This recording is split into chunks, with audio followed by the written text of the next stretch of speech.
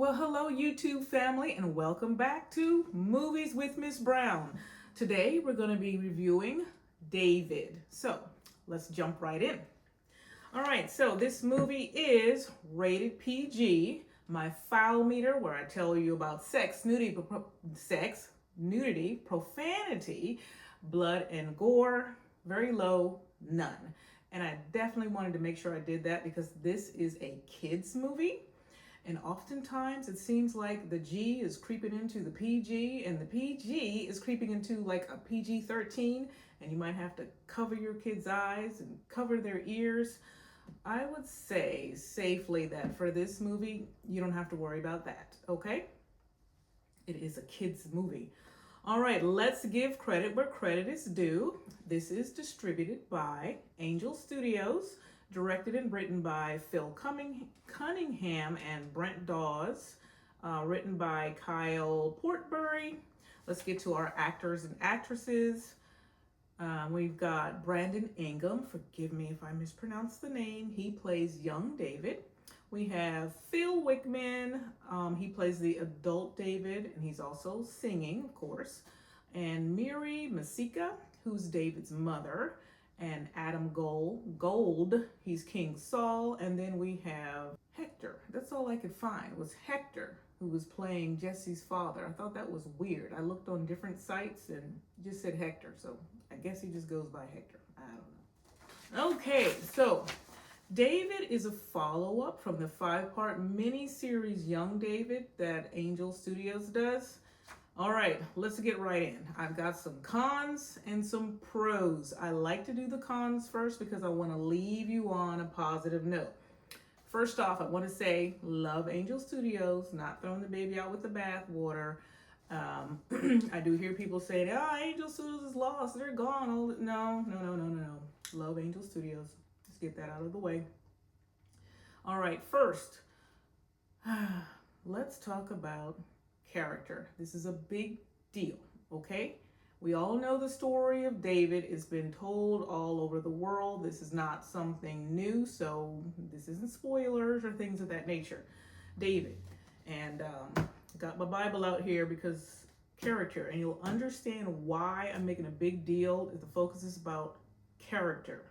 I understand this is Hollywood. We make movies, you make movies rather, and things are changed up a little bit, but character. All right, let's go to 1 Samuel 16 and beyond, like to the end of the 1 Samuel book of the Old Testament. That's basically what this movie covers for David. So when you get to 16, 18, again, focus on character. Remember that. It talks about how Saul, he's asking his servants to give him someone, a musician to play for him. And his servants answer him and say, Behold, I've seen the son of Jesse, a Bethlehemite. He is cunning in playing and a mighty valiant man, a man of war, and prudent in matters, and a comely person, and the Lord is with him. So when someone is prudent, they're wise, sensible in their actions and thoughts, especially in practical affairs. Remember that. Okay, we've also got, what else? 17, 35. This isn't going to be all Bible story, but you need to get that, okay, beforehand. 35 through 36. It says, I went out after him and smote him and delivered him out of his mouth. David is talking about when he went to face the lion and he faced a bear when Saul wasn't sure if he should send him out to face Goliath. And he said he smote him and delivered him out of his mouth. And when he arose again, I caught him by his beard and smote him and slew him. Your servant slew both the lion and the bear, and this uncircumcised Philistine shall be as one of them. Remember that. This is David's character, okay? Now you have a lion scene. It starts off that way. And for some reason, it's like, is David strong or is he not? They show his compassion, great. But how he deals with the lion, he's strong enough to clash with him. The lion goes off. I get you don't want to be violent. However, he slides off the side of a mountain, but David is strong enough to snuggle in between a breach in the mountain and a boulder and push a boulder out. They could have had him maybe throw the lion off. The lion could have got up, walked away. It was kind of weird. Like, is he strong? Is he not strong? And then he's knocked out. He passes out. He gets knocked out by the lion. I have a hard time with that. All right, next we have the accent. If you close your eyes, I see an American Caucasian boy from the 80s. You just need him riding a bike with a little striped shirt on and a little striped socks pulled all the way up. Remember those from the 80s? And then he even has a line later on where he says, "Way to go, girl." What? Okay. Sorry. No.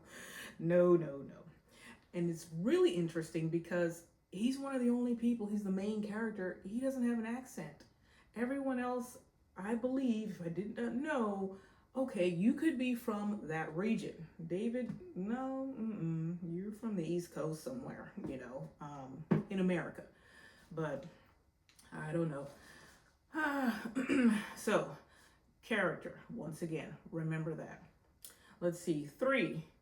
We have these quotes from articles that said David, in the movie, it makes David the protagonist. I can't read today. It makes David the protagonist and more of a hero in other ways. If you stick with the story in the Bible of David, he doesn't need you to try to add to him. David can carry his own. He really can, if you stick to the story. David is a mighty warrior over elite warrior-like men. Think of James Bond and a leader of James Bond, okay? He really does not need help. And then we're going to go to, let's talk about this warrior and hero that David was. So let's go to 18, and this is not going to be, well, kind of is like a little Bible study, but you need to understand who David was, the character versus what you saw in the movie. 18:5, it says, "And David went out whithersoever Saul sent him. He behaved himself wisely." Okay, and Saul sent him and made him over the men of war, and he was accepted in the sight of all the people and also in the sight of Saul's servants. Okay, great. So that means this guy, he was smart, he was strong. All right, 18, what else? 27. Because there was war again. David was usually fighting, so at some point in time. He and his men went out and they slew of the Philistines 200 men. Okay, 19:8. "And there was war again, and David went out and fought with the Philistines and slew them with a great slaughter, and they fled from him." I get it. This is a kid's film. You don't want to put all that in there. Character. He was strong. He was mighty. Okay, that's who David was. And we're going to get to some more of that. 4, my little points that I have. Where's Jesse, his father? He showed up like every blue moon to kind of like, yay, go son type of thing. And I don't know why that happens a lot of times in kids' films. Somehow one of the parents are deleted. It's either they killed off the mom, the dad is gone, they're divorced. I was hoping if they want to rearrange the narrative some, well, okay, give him a 2-parent home. Make them equally there, the father and the mother. I am all for girl power, but that doesn't mean you got to take dad out. My opinion. All right, what else? 5, okay. Non-violent. I get it. But you can still keep him smart and keep him a warrior. And he doesn't have to be knocked out and passed out every time. I mean, this guy, because of his unprudent decisions, a lot of times he was passed out, he was getting knocked out. Who is that? That's not the David of the Bible. It's just not. There were also articles mentioning all these twists work, and they were cleverly rearranged narrative pieces. Okay, Not to me. No, you're not keeping the story. It's like a mix-up mashup.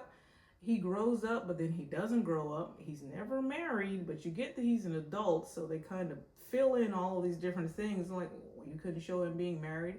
I don't know. Maybe they wanted to not show that because he had more than one wife, and we don't do that now. I get that, but maybe somehow, oh, he was married. I don't know, but this mix-up mashup, it just kind of left you confused when you know the story. I have heard people say it followed David stories consistently. It was so accurate. No, it was not. No, it was not. And like I said, a little confusing. I did have a couple sitting next to me. They walked out and they just got up, looking down, shaking their heads. I wanted to kind of chase after them to find out, like, well, what were you thinking? What were you feeling? But I mean, they were gone. They were really fast. I heard a lot of groans and sighs in there. We could talk about pacing, but it was what it was. Let's see. Lastly, there were more, but I'm going to keep this short. The Amalekite scene at the end. Oh my goodness. When we talk about character, him being brave, he was a warrior, he was skilled, he led a group of elite men. When you go to Samuel, let's check it out. Samuel 30, okay? 30 and 6. 30 and 6, okay? David was greatly distressed because he was fighting a war, and then the Amalekites came in and took like all the men's, their family and things like that, their spoil, riches, all the things that they had, and took them basically behind their backs. They were sneaky. David was greatly distressed. The men thought about stoning him. Fortunately, they did not. And David encouraged himself in the Lord. The scene they had, David had a little tantrum, 2-year-old fit, and then got himself together. And this is at the end of the movie, so I'm thinking that maybe they did this because what? They're going to do something later? No, there wasn't even a progression of faith. It was tantrum, then I get myself together, tantrum. I'm thinking, okay, grow. It's from glory to glory. You grow. I didn't see that. He kind of like stayed the same. Tantrum, fit, reluctant king, all of that. Even in the beginning when he was anointed king, he was reluctant. And I didn't go over that in the beginning. I forgot. When he came out and he was anointed, Samuel put the horn of oil over him, and he was reluctant. No, he was not. And it said also, if I go back to that, it said how the Spirit of the Lord, I have to find that, 16. The Spirit of the Lord came upon him. I can't find it right now. It's in the very beginning. I had that. I had my little notes. It was at 16:8. No, that's not. I already did that one. But when he was anointed, it said, oh, there it is. Then Samuel took, it's 16:13. Then Samuel took the horn of oil and anointed him in the middle of his brethren, and the Spirit of the Lord came upon David from that day forward. Okay, so why is he throwing a hissy fit and he's reluctant and, doesn't know what's going on? No, the Spirit of the Lord is going to bring you peace. It's going to help you to be confident, not that scene. And that's important, especially if you're in the Christian faith. The Spirit of the Lord comes upon you. You're not going to be shaking in your boots and have fear. Okay, so the Amalekite scene. Let's get back to that.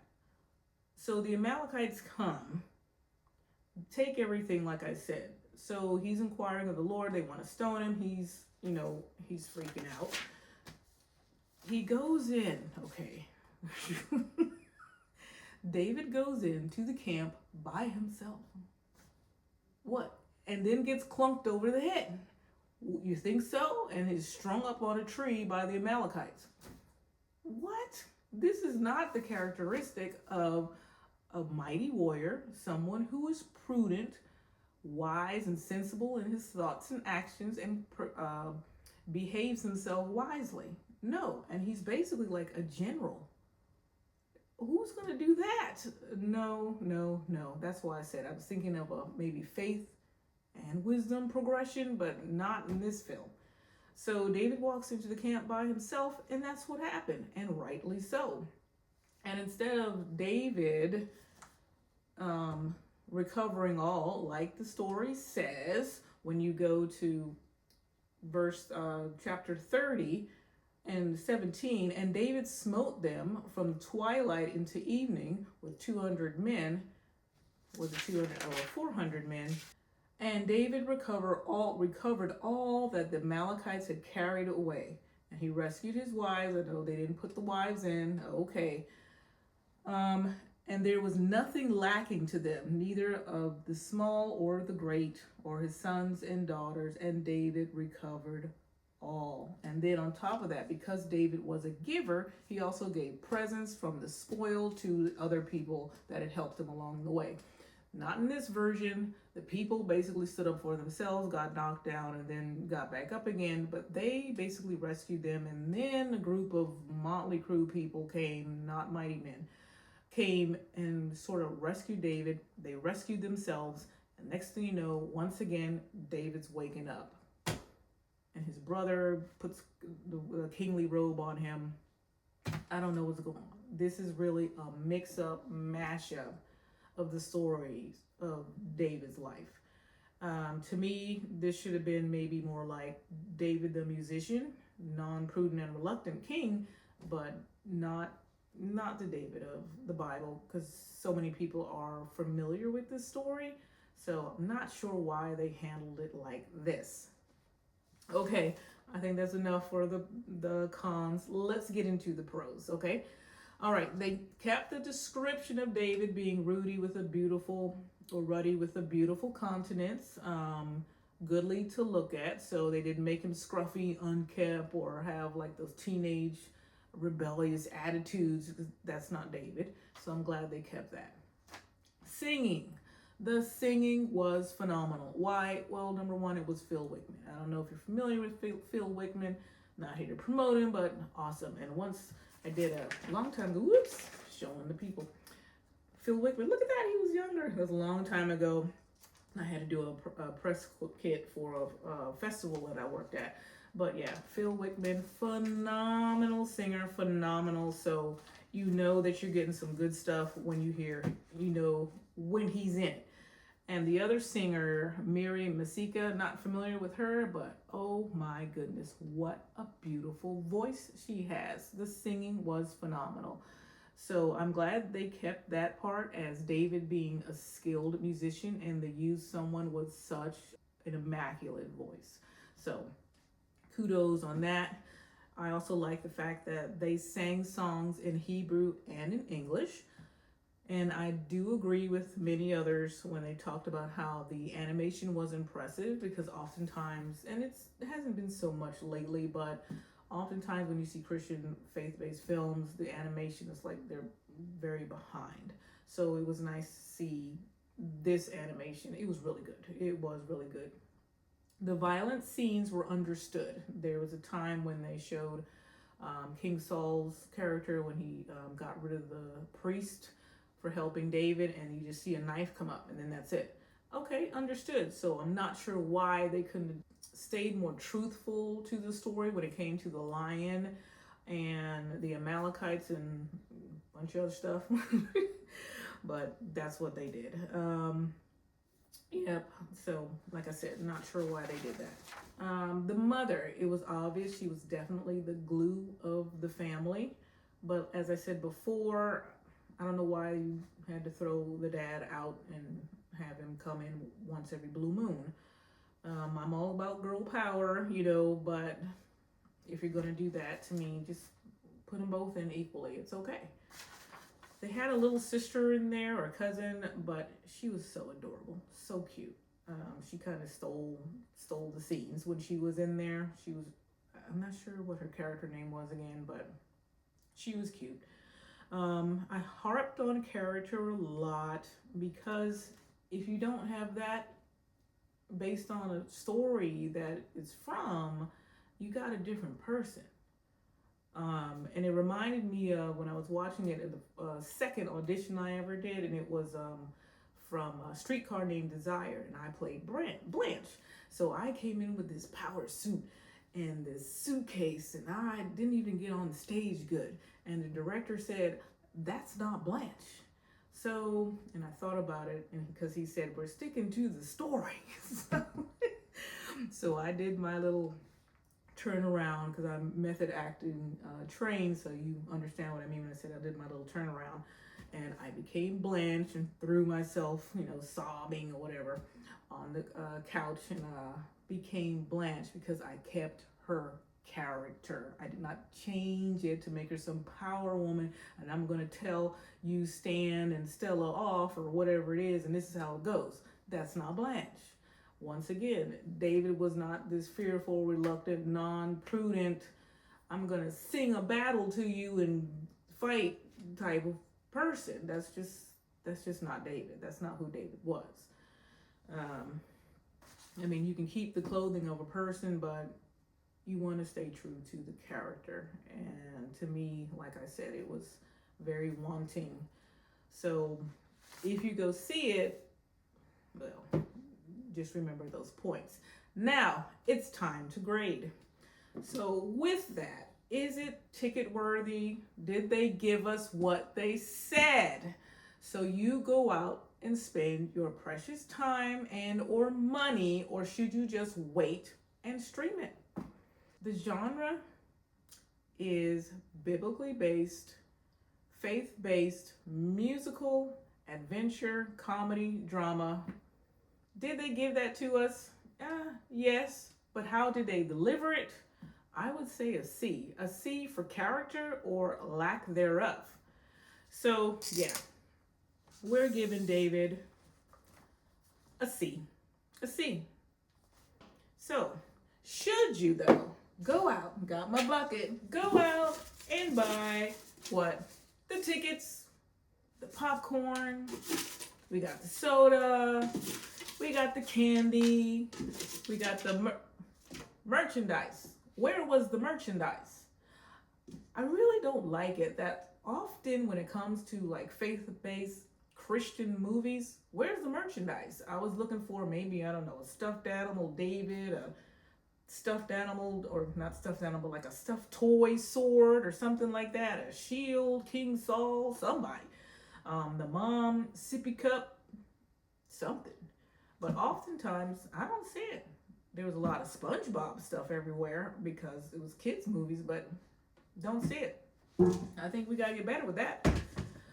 So, all in all, it wasn't bad. It wasn't bad, but do a Bible study with the kids. I would take them to go see it because I do want to support them, but then I'd have to prepare something and say, okay, look, let's go through the character. We got the musical side of David, okay? But the rest of the stuff, it wasn't smart. And I really, really didn't like seeing David passing out and getting clunked over the head every time I turned around. That's not David. So, I said enough about that. Character. Wrapping up, I do want to say again, I support Angel Studios. They even have a movie coming out. What is it? Solo Mio or something like that. It looks like a romantic comedy. Chick flick. I don't do chick flicks. I'm not reviewing those. But please remember to LSCS, like, subscribe, comment, and share me, and check out my movie trivia shorts that I have. If you think or know the answers, put it down in the comment, okay? Thank you, and bye-bye.